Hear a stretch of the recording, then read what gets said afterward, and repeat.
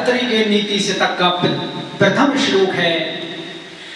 बौद्धारो मत्सरग्रस्ता प्रभवैस्मे दूषिता अबोधोपै ताश्चान्ये जीणमंगे सुवासितम। भर्तृ कह रहे हैं कि बुद्धिमान व्यक्ति हैं वो ईर्ष्या से ग्रसित हैं, वो एक दूसरे के विचार पर ध्यान ही नहीं दे रहे हैं। वो कहीं अगर मैं किसी विद्वान का अनुकरण कर लूं तो मेरी विद्वता कम हो जाएगी, इसलिए विद्वान व्यक्ति ईर्ष्या से ग्रसित हैं। परंतु जो शासक और जो अधिकारी वर्ग है वो अहंकार से ग्रसित है। वो ये चाहता है कि हमने तो कोई बदलाव किया ही नहीं जा सकता है। और बची अन्य आम जन, अन्य जान जो अन्य जन है वो अज्ञानता से ग्रसित है। इसलिए इस देश में जो ज्ञान की बातें हैं, जो सुभाषितानी हैं, जो श्रेष्ठ वचन है, वो विद्वानों के शरीरों में ही गल सड़ जाते हैं, उनके शरीरों के साथ ही नष्ट हो जाते हैं। भर्तृ का दूसरा श्लोक है, दूसरी अज्ञे सुखम आराध्य सुखतरमाराध्यते विशेषज्ञ ज्ञान लभ दुर्विदम ब्रह्मापीतम नरम नारंजति। मूर्ख व्यक्ति को प्रयत्न करके समझाया जा सकता है, विद्वान को इशारा ही काफी है। परंतु जो व्यक्ति अल्प ज्ञानी है, अर्धमूर्ख है, ज्ञान लब्ध दुर्विदम, जिसे अपने थोड़े से ज्ञान का बहुत अधिक अहंकार है, उसे ब्रह्मा भी नहीं समझा सकता है।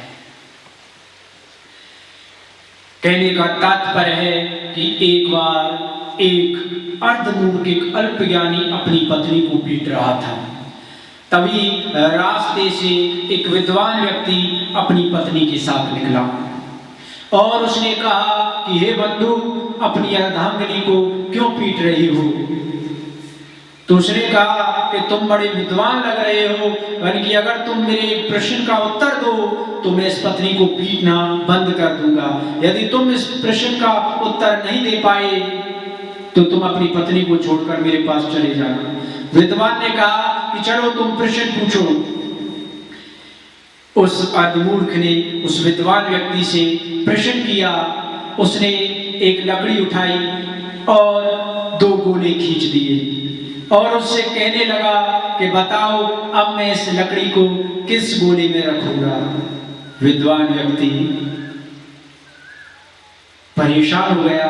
उसने कहा क्या यह मूर्खतापूर्ण प्रश्न है? और वो बिना उससे कुछ भी वार्ता किए वहां से वो अंतर्ध्यान हो गया विद्वान। तो इसलिए मूर्ख व्यक्ति से तो आप उसे प्रयत्न करके समझा सकते हैं, परंतु जो व्यक्ति थोड़ा सा ज्ञान में भी अपने आप को परम ज्ञानी समझ रहा है, उस व्यक्ति को नहीं समझा सकते हैं। तृतीय श्लोक है, प्रसय मणि मुद्रेन मक्र वक्त दस्त्रांत्रात् समुद्रपि संत्रेत प्रचल दूर्मी मालाकुलम भुजंगमपि कोपितम शिरसि पुष्पवद धारेत नातु प्रतिनिविष्ट मूर्ख जन चित्तमाराध्येत। भर्तृ कह रहे हैं कि असंभव भी संभव हो सकता है। मगरमच्छ के मुख से कि दाढ़ों के बीच से आप मणि निकाल सकते हैं साहस करके। वेगवती लहरों से उफनते हुए समुद्र को भी तैरकर पार किया जा सकता है। क्रुद्ध नागराज हो, कोई क्रोधित सर्प हो, उसे भी पुष्पों की माला की भांति सिर पर धारण किया जा सकता है। परंतु दुर्गुणों से फंसे हुए मूर्ख व्यक्ति को उसके चित्त में सद्गुणों की ओर मोड़ना आसान नहीं है।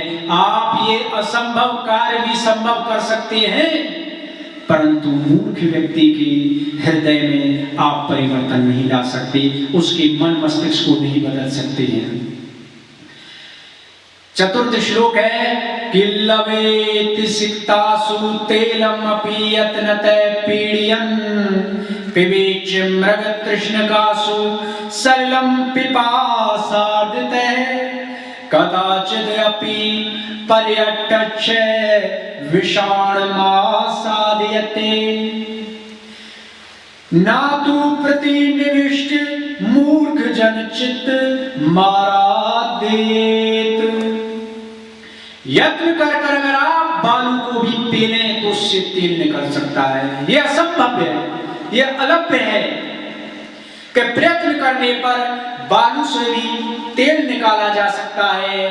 आप प्यासे हो, रेगिस्तान में भटक रहे हो, आपको जो मृग मरीचिका दिखाई दे, आपको जो रेत चमकती हुई दिखाई दे, उसे आप जल समझकर उससे प्यास बुझा सकते हैं अपनी। आते जाते आप खरगोश के सिर पर भी शीन देख सकते हैं, परंतु जो दुराग्रही मूर्ख व्यक्ति है उसके चित्त को सही रास्ते पर नहीं लाया जा सकता है।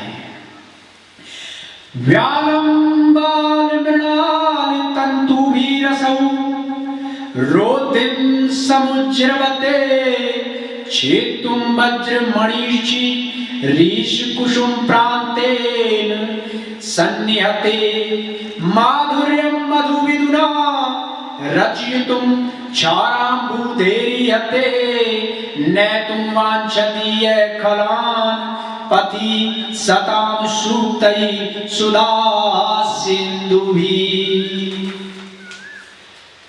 कवि भरतरी कहते हैं कि वह व्यक्ति, जो व्यक्ति मूर्ख को समझाना चाहता है, वह व्यक्ति सुकोमल कमल की नाल से के जो तंतु होते हैं, जो कमल की डंडी के तंतु हैं, उनसे मदमस्त गजराज को बांधने का प्रयत्न कर रहा है। यदि कोई मूर्ख को समझा रहा है तो शीर्ष के कोमल फूलों की पंखुड़ी से वो हीरे जैसे कठोर तत्व को छेदने की चेष्टा कर रहा है। जो मूर्ख को समझा रहा है, मूर्ख को समझाने का मतलब है कि एक शहद बूंद से वो ये इच्छा कर रहा है कि पूरे खारे समुद्र को मीठा करने का प्रयत्न कर रहा है।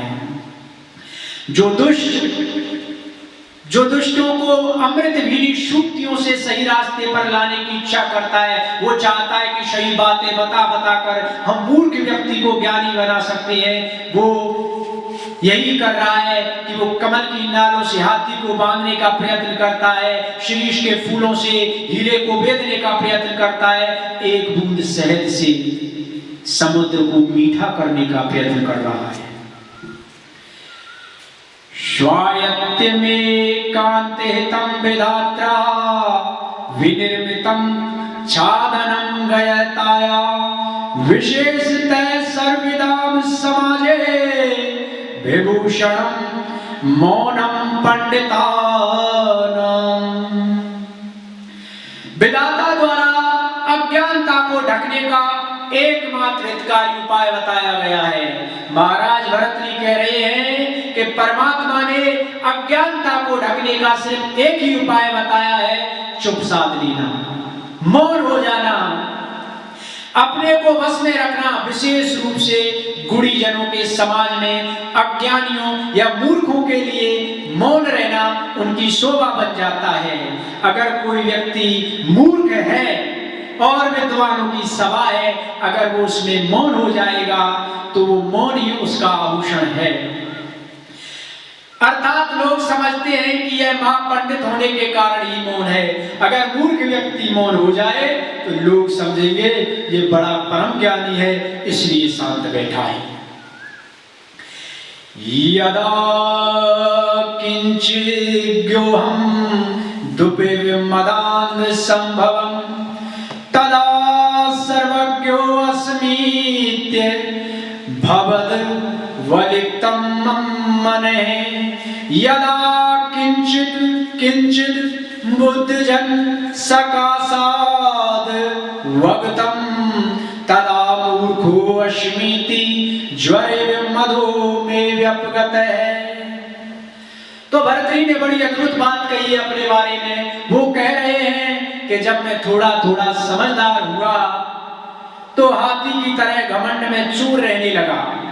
ये हर व्यक्ति होता है, जिस व्यक्ति को नया नया ज्ञान हो, नई नई जवानी हो, उसमें जितना अहंकार होता है वो किसी अन्य व्यक्ति में नहीं होता है। तब मेरा मन भ्रम में लिप्त हो गया था कि मैं सर्वज्ञ हूं। सोचने लगता है कि मैं सब कुछ जानता हूं, चाहे उसे ये नहीं पता कि मैं क्या नहीं जानता हूं और क्या जानता हूं। लोगों का इसका ज्ञान भी नहीं होता है, लेकिन व्यक्ति जब थोड़ा सा समझदार हो जाए तो उसे ये भ्रम हो जाता है कि मैं तो सब कुछ जानता हूं, मैं सर्वज्ञ हूं। लेकिन भरतरी कह रहे हैं कि जब मैं विद्वानों की संगति में थोड़ा थोड़ा जानने के योग्य हुआ, तब मुझे पता चला कि मैं तो निपट मूर्ख हूं। आप चाहे कितने भी ज्ञानी बन लें, आपकी अज्ञानता तब पता चलती है जब आप किसी विद्वान व्यक्ति के सम्मुख होते हैं। और भर्तृहरि कह रहे हैं कि तब मेरा जो सारा दर्प था, सारा अहंकार था, वह ज्वर की भांति, बुखार की भांति उतर गया।